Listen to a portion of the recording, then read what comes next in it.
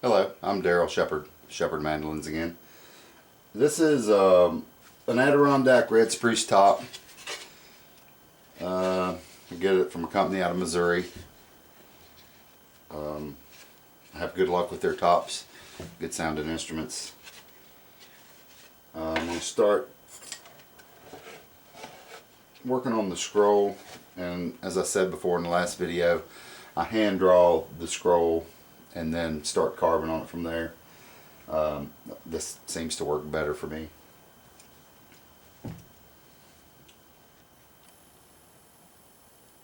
I start with the curl, finish the curl up to where the saw opening is, and then I freehand the scroll, and I can kind of adjust it as I go, more of a sketching than a drawing. Try to get it centered up down the shaft of the scroll. I like the finish of the scroll kind of blending into the raised area around the rim. Kind of gives it a finished off look.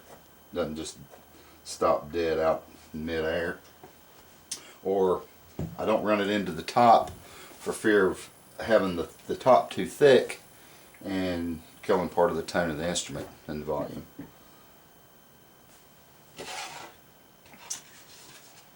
That looks pretty good. It's a little bit out of shape.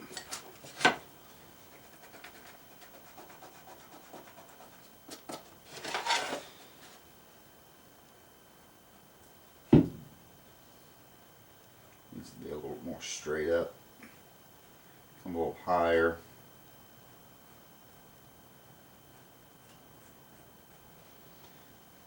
And come back into where I want.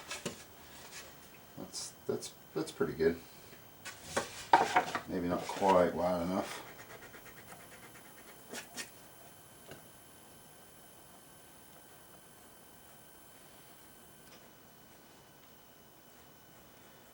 One thing that sticks in my mind when I draw and carve these scrolls, the first mandolin I sold publicly was the second mandolin that I ever made.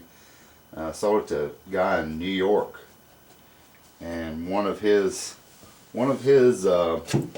critiques was the scroll didn't seem like it was it didn't complete itself.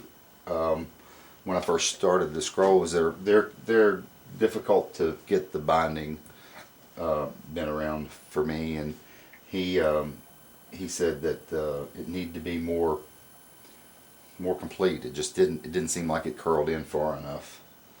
So I can hear him saying that every time I draw one, and he was right. That looks pretty good. And like I say, I can adjust that as I go.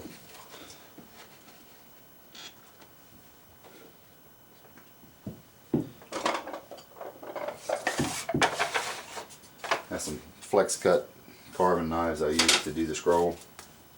I also have some handmade knives that I use that I've made out of, they're pretty good steel. This one is. It's easy to sharpen. There's another one I made out of an old wood chisel that's has good metal in it, stays pretty sharp.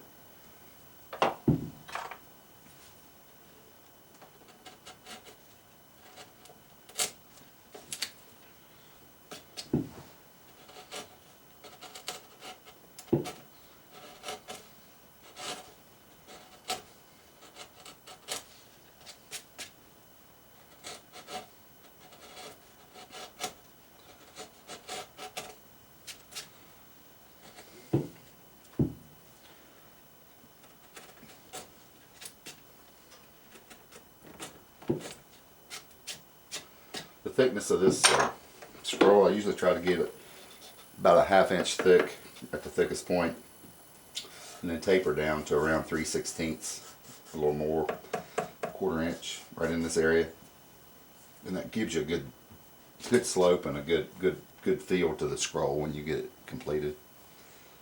As you can see, this is a slow, tedious task to keep from gouging the top of the instrument, leaving marks in it. So I'm not going to use a whole lot of video from here on out. Just kind of give you an idea of how it starts.